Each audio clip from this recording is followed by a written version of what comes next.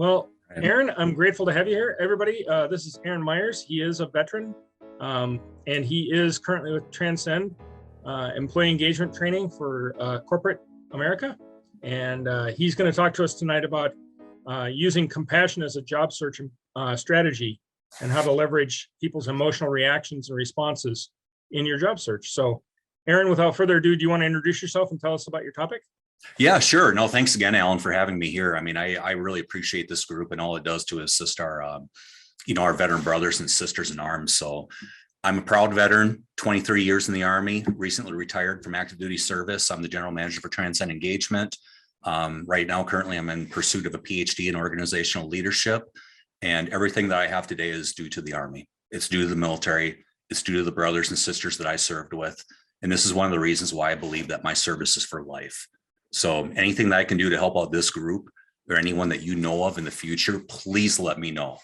Now, enough about me, because this presentation is all about you. So Alan, thanks for the ramp up. I really appreciate that. My goodness, that's a way to set the expectations super high. So when Alan asked me to speak, I thought to myself, like, oh God, I love talking. This will be perfect. And then he gave me the topic and I thought, no, I think I know what a pastor feels like when they have to give a sermon about tithing, right? Because here we are, soldiers, and we're talking about compassion. Like what was that old quote that Allen Iverson had? Practice. Talking about practice, man. We're talking about compassion as soldiers. Well, I want to tell you something right now. This is a topic that I truly believe can help you put you over the top if you're looking for employment. But at the same time, too, if you're somebody who is an advocate for veterans, if you're hiring, please pay attention to this, because there's some things I think you can pick up here too. That's going to help you to walk away here with more tools in your tool belt. All right. So that being said, we're going to jump into the second slide here. I want you all to take a look at this. Can everyone see this slide here where it says why this subject is so important? Perfect. All right. Look at these statistics and just tell me the world isn't in a completely different place than it was like 40, 20, 10. Even 5 years ago. I mean, these are not endearing statistics. 72% of people, of active employed people, want to leave their jobs right now. When I saw that statistic, it blew my mind away, and I'm thinking, there's no way that can be true. Well, Gallup did it, so it's got to be true, right? But at the same time, too, I also kind of thought to myself, like anyone that's ever been on a deployment overseas, how many people want to get out of the Army the second that you get out of that deployment? You got that feeling maybe that can last for a couple months or so. So we can kind of relate to this a little bit. But the bottom line is that, for the problems that the world has today, who in the world can better handle that than a veteran? You know what I mean? Like motivating, influencing, providing purpose. That's what we do.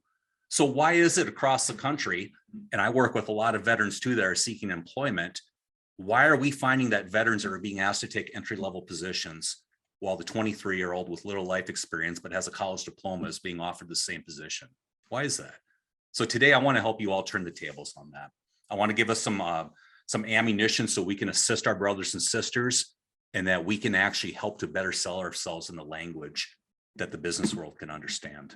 So I'm going to jump to the next slide here. All right, here, let's just jump into it right away. Let's talk about compassion, empathy. I looked this up in the dictionary, and just for a note, I always considered myself to be a leader of compassion. I always believed in the Army values, all the way up and down, to include self-service, to include living the NCO creed, which means you will always put your soldiers' welfares and needs ahead of your own. I was a true believer in that. But what is it for the definition of it? It's simple. It's the act or action of understanding. That's probably a little different from what you would think it would be, but for all intents and purposes, let's put it back in this demonstration and into this definition. It's absolutely a critical ingredient to the process of influencing others by providing purpose, direction, and motivation to accomplish your objectives and to improve the organization. Now, if you've heard that definition before, you have served in the Army, you've read ADRP 6-22, and you know what the definition of leadership is, because leadership is all about action. So compassion, empathy, we're going to call it C&E to this point here, is all about that. It's a critical component to leadership, right? So how did this affect me when I first got out? So I get out of the service, and I must have submitted last year sometime, I must have submitted about 240 different applications. I was interviewed countless times unsuccessfully for about a 3 to 4 month period. If you've heard this story before or lived it, believe me, I've brothers and sisters, I've been there. And when I asked for feedback about what was going on, because here I am I consider myself to be an educated guy with domestic foreign experience that nobody in the civilian world can probably touch. So what's really the problem here? And one of the most honest feedbacks that I got from the people that are doing the interviews saying that, look, right now we're restructuring, it's COVID. We just don't have the time to train people in right now. I'm sure you've all heard that before. If you've been active in the job seeking process, that's a pretty tough pill to swallow though. That's a really, really tough pill to swallow because again, like look at the people in this room, look what we've been asked to do in the defense of the freedoms of this country. So I decided to go a little bit deeper and I went to some people that I trusted a lot, people I served with. And I said, look, I just need someone to be brutally honest with me. What in the hell am I doing wrong here? And went through the process with them. And they told me flat out, they said, you know what, for a guy that led his whole career with compassion and empathy and all this, and, you know, you're not doing a very good job of selling it. You're trying to make this about you when it really should be about what you built. So today, when I took that, I'm going to give you an example of how I got this job by using that advice and understanding that I just wasn't simply prepared. So if there's anything I can do today, like I said, I want you all to walk away here today with something that you can put in your tool belt that's going to help you either to help a veteran or help yourself to get to that next level. So let's talk about what C&E is not. Okay, because a lot of people take a look at this and they say to themselves, okay, well, why would I try selling this on myself when it's the characteristic of soft leadership? It's not. Remember, it's an action. It's trying to find out and understand what makes your people operate, what makes your people tick, what makes your processes work and what makes them not work, right? So it's also not sympathy. Sympathy is way different, right? Sympathy is something that you share with somebody else. Compassion and empathy is something that you have to hone in on and use your interpersonal skills to understand and connect with them. The last thing that's a little bit difficult to tell, and this is one of the reasons why it's tough for us to sell this, is that you'll never find it on an evaluation report. Sorry for all of you that haven't been in the Army, but anyone that's not been in the Army, we use non-commissioned officer evaluation reports, officer evaluation reports. And I'm telling you right now, in my 23 years of service, 18 of them as a non-commissioned officer, I've never once saw a comment on there that related to my ability to truly understand my people and build a strong team. So again, how do we do that? I'm going to teach you and show you right now that every single person in this room is qualified. Because if you can tell me one person, just one person whose life that you improved because of your leadership abilities, then you've exercised C&E and you're more than deserving to talk about it too. So here's some of the big reasons why we have a hard time discussing this. As human beings, we're programmed differently. We're programmed to survive. It means justifying our own existence. And in doing this, we kind of forget about what we've done for others and what we've done for the organization. Another reason is that it's a hard habit to break. We're just not very good at listening. We're not very good at interviewing. We're good at what we know, but when we put into a position and we're not really familiar with it, we're going to revert to old habits. Today, I want you to break those habits. And then third, not all of us speak civilian. I know I didn't. I still have a hard time with it. I still light up as a general manager for this organization. I still light my people up when they're 2 minutes late to a Zoom meeting. And believe me, that'll never die with me, never. So it's just the way I'm wired. And it's the way that you're all wired too. I get that and I understand that. However, there's a way around this. And I'm going to kind of revert a little bit to the organization I belong to right now, which is Transcend Engagement. The reason I chose this organization and this line of employment is because it deals with people. It's no different than what we did in the military. Our job was to take care of people first and people always. With that, the mission was accomplished. So if you want to take notes and you want some buzzwords for how to get through to the real world right now and how to exemplify your service, take a look at these 6 talking points right here. This is developed, and you can steal this because it comes from my organization and my CEO, Dr. Bob Randall. These are the 6 principles. Everything that we do is nested within these principles of employee engagement. The first one, your relationship with your boss. Think about your first line leader or your tenure as a first line leader for a soldier, airman, seaman, or Marine. 70% of your engagement will come from that first line leader. Who spends 70% of their time with their spouse right? Now think about how powerful that is when you're spending all that time with that first line leader. So how important is that? And this is something that every single person in this room here has been accounted for and has been responsible for. Recognition is just very self-explanatory. It's the easiest thing we can do, but sometimes it's the easiest thing for us to miss too. I don't understand how it can really be overlooked. Performance management, basically developing your replacement, right? Who hasn't done that here? Who hasn't been trained to develop their replacement? You know, if you can't accomplish goals without winning the moment, and winning the moment means that your replacement or the person that serve, the people that serve underneath you have to be able to take over for you in any kind of a situation or circumstance. So we're well versed with that. Let's go down to employee development. Take a look at the same principle. You expect your leaders to be able to do the same thing for their employees or their soldiers or airmen or Marines or sailors that we're doing for them too. Social belonging. Who in the world is better equipped to make sure that everyone belongs to a certain group? We don't have lone wolves. You know, we work within a very diversified organization where the only color we see is green, blue, and whatever your uniform is. So building esprit de corps through belonging in an organization is something that we exemplify. And then communication, just not being two-way, but also being face-to-face. And for some of us in the most extreme of circumstances, we understand clear and concise communication and the importance to it. I want you to be familiar with these terms if you're not already, because as we go through this presentation here, I'm going to try to show you how you can implement this into this business corporate America speak, so that you can better tell your story about how you're equipped through the compassion and empathy.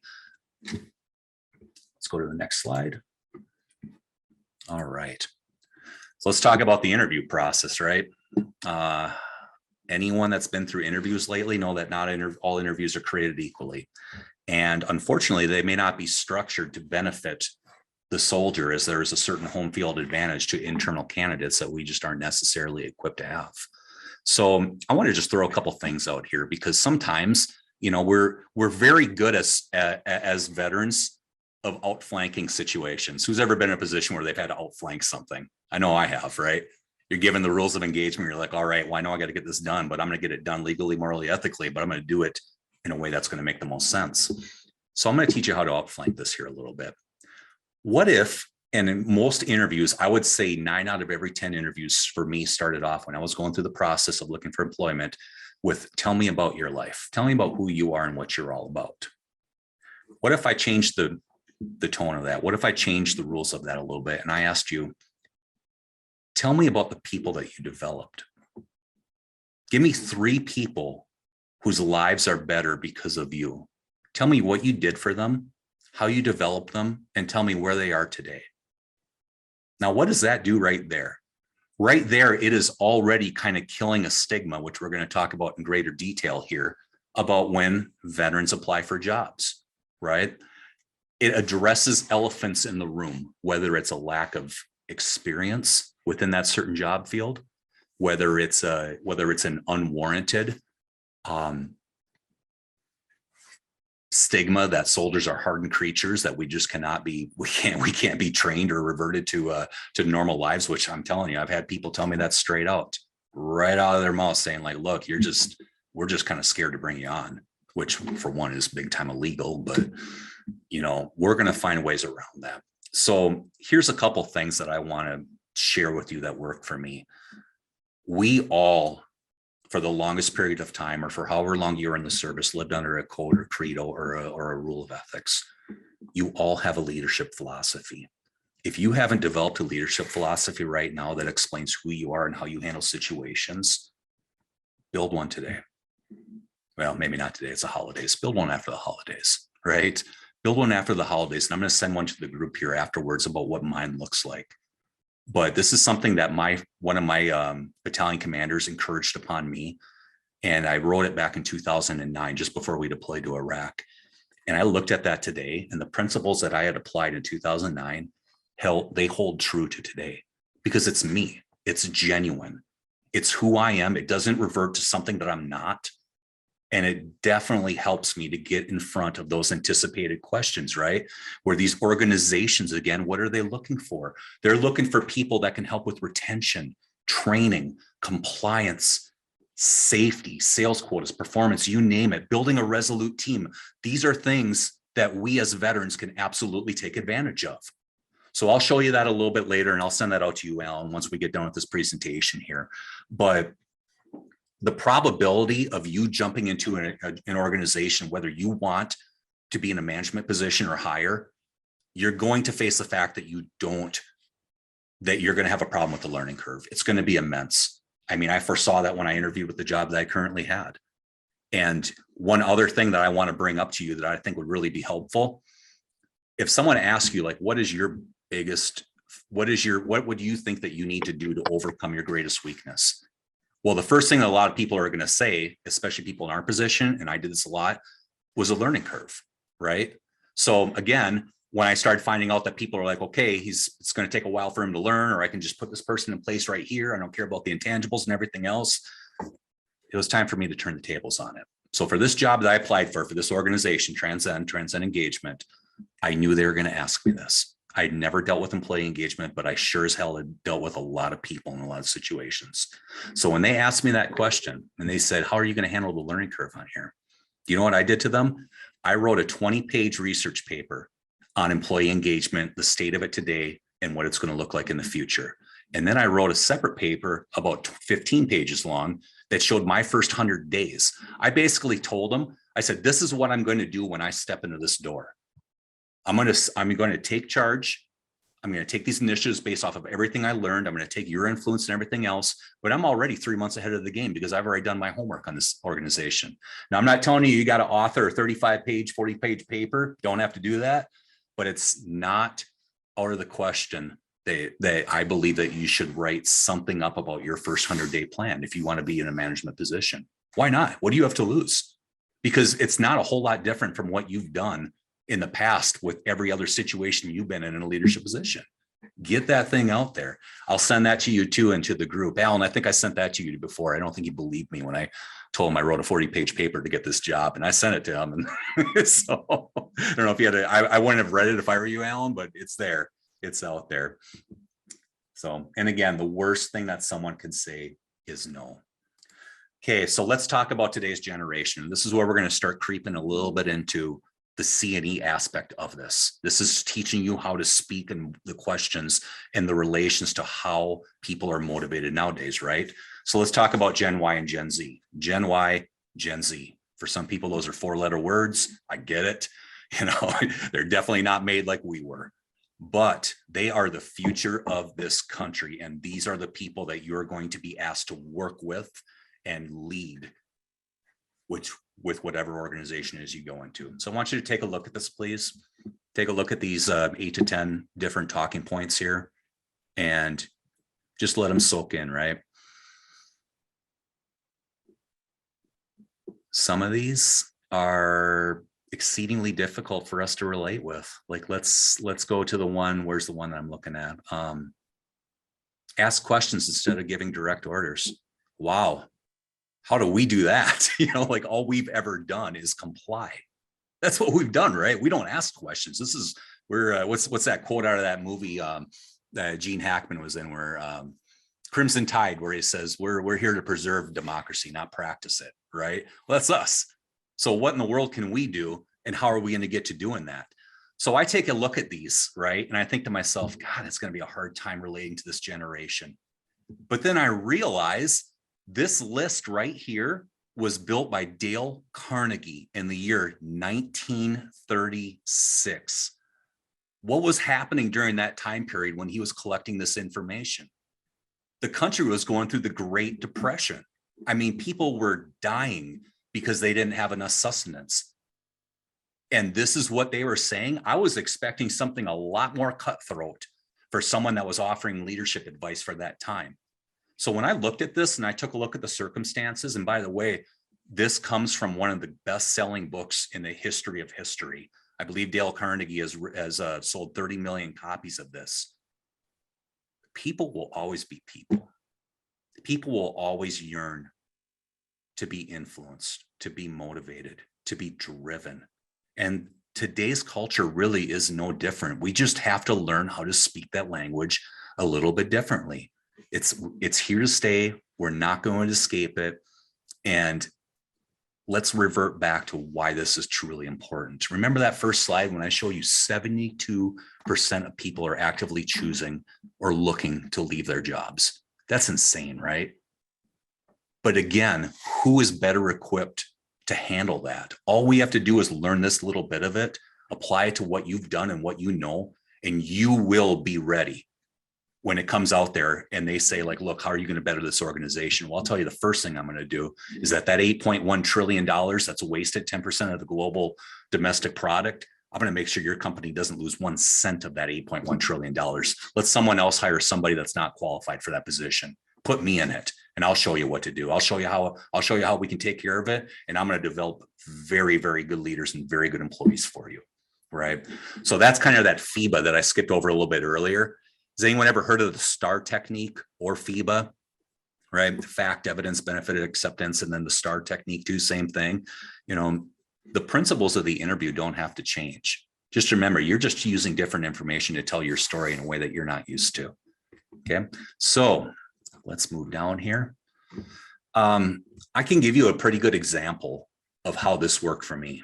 And if you recall when I said that question about how have you made other people better? What have you done?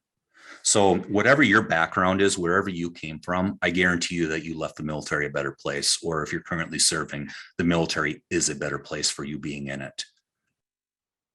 When I went to this interview with Transcend Engagement, I did tell them this, and this is one of the pieces of advice that I got.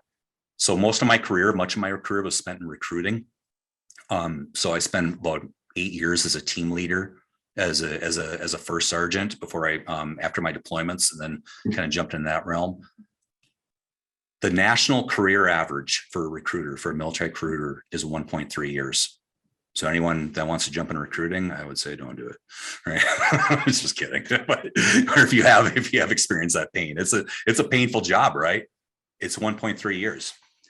So what does that mean for me? Well, I can tell you this right now. I know that 6 of the 10 E8s that are currently in the Minnesota Army National Guard were trained underneath me. And I can tell you that 2 of the 3 sergeant majors are people that I led. I can also tell you that the teams that I built, especially in southeastern Minnesota, there's 7 of the 10 employees that I hired within my first 3 years that are still in place there. Now tell me that's not the sign of a person that can build a strong team.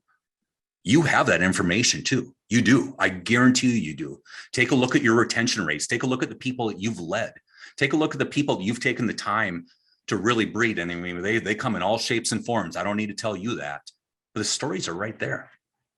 You know, they're right there. You can talk about that. Say, look, you know, the military in general, the Army, I know this, the Army considers it a gain when someone in the National Guard finishes 4 years of their 6-year obligation, because they have met all the requirements for all the costs that it takes to train that person.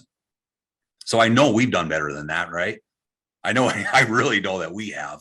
So just take that for an example. Anyone that's lasted more than 4 years in the service that has had a direct influence under you have been a major part of that. You have been a major part of keeping this country secure because of the training and the leadership that you provided to that person. But again, you're not going to see any of this on evaluation reports, and that's unfortunate. So if you don't exploit it, nobody else will. So I leave that up to you.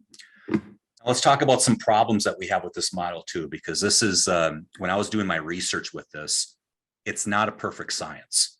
And it's good to know that some of the difficulties you're going to encounter with this. So first thing is that not everybody connects with this. There's a million different forms of leadership out there, different theories, different situations. This right here, what you see on this screen, is called situational leadership. And it usually breaks people down into 4 different quadrants. People that need to, and I'm just going to put this in military terms here. You got people that need to be led hard because they have behavior and competence issues. And you got your people you really, you know, and then everything in between for your people that really kind of like got it figured out, right?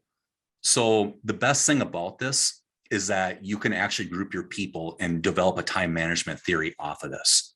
However, with compassion and empathy and using these critical features of how to communicate with today's generation of workers, it's not the easiest thing to do. right? Because we're used to leading people in, what is it, subcategory S1, the directing category. We're used to leading those people hard, really, really hard, right? And most of the time they'll turn out for it, but we can't do that in the civilian world, will we? So then what happens after that? Then what happens is you find yourself spending 90% of your time on 10% of that quadrant. And you will not be an effective leader if you find yourself in that position. So my advice to everyone is this: be genuine, be who you are. Don't try to be something you're not, right? You can still have a strong demeanor and a stoic appearance and emphasize compassion and empathy, C&E, as long as it is the action of understanding. Everything that has to do with that. You don't have to turn into some cuddly teddy bear or anything like that. Just be who you are. And the second thing is this, is that we're not trained psychologists, right? We're not. Keep it simple. The best advice I ever got from a senior leader when it came to counseling people was this. He asked me this. He said, is it a training issue or is it an attitude issue? Because if it's a training issue, you own that and you better own it. If it's an attitude issue, you own that as well. However, when you lay the foundation and truly understand what that person needs to get them motivated, it's a plan that you will set in action and a conversation that you should not have to have 2 times. It's the best advice I ever got. It kept it simple and it kept it clean, and it allowed me to communicate clearly and concisely to these people. Okay.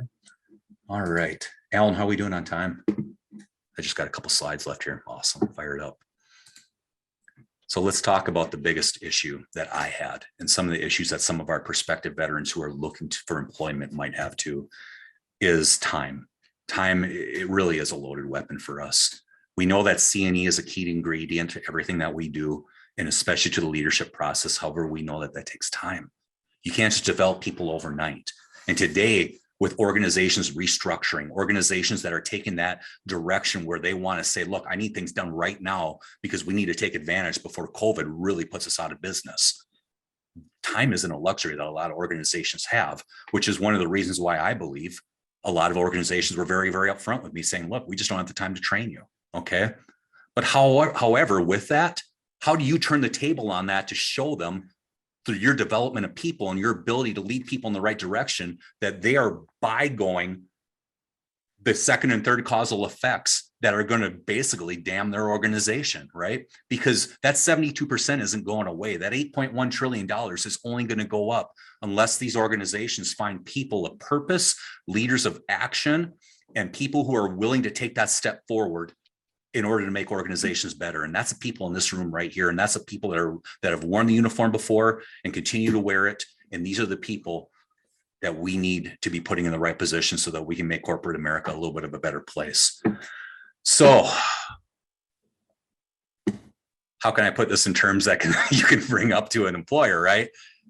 Let's do a little exercise. So if you can see here, I'm making you all, every single person in this room here is the general manager for a football team. This is your head coach's record for the first 5 years, and you have a decision to make. Are you going to hire this person? Are you going to keep this person on staff? Or are you going to fire this person? You don't have to say it all loud. I just want you to think about it. Okay. So let's take a look. Okay. For those of you, and let's see a show of hands. Who fired this person? Anyone? All right. We got a couple in there. All right, cool. All right, ladies and gentlemen, for those of you that decided to give this person the axe, you just fired Tom Landry.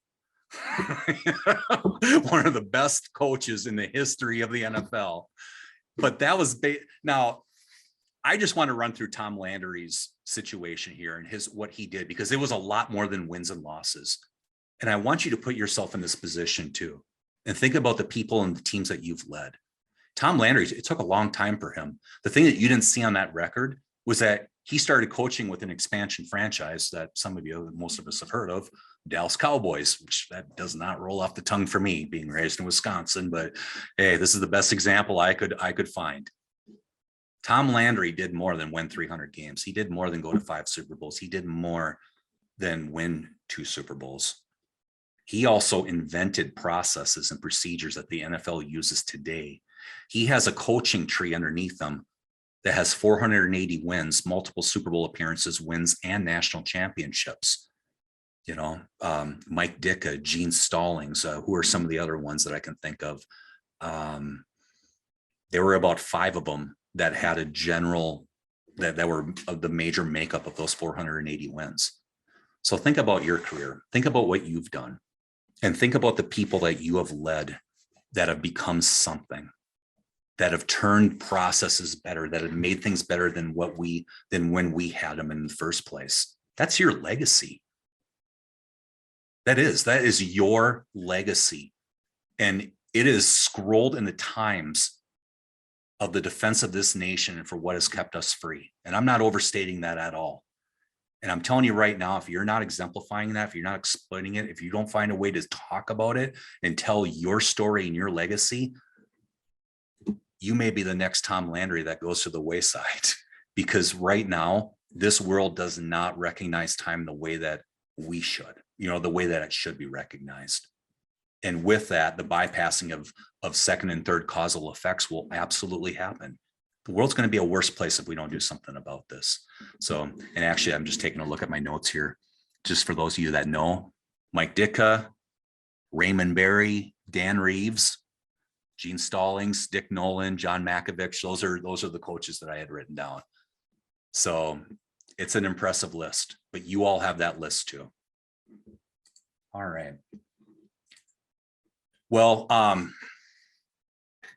we're going to take questions after this too, and I'll stay as long as absolutely needed, because again, I truly believe that my service is for life, and I am here to help you all in any capacity I have. So anyone, whether you're a job seeking veteran or someone that's in a position to help our veterans, please contact me at any of these numbers. You can write them down, you can take them.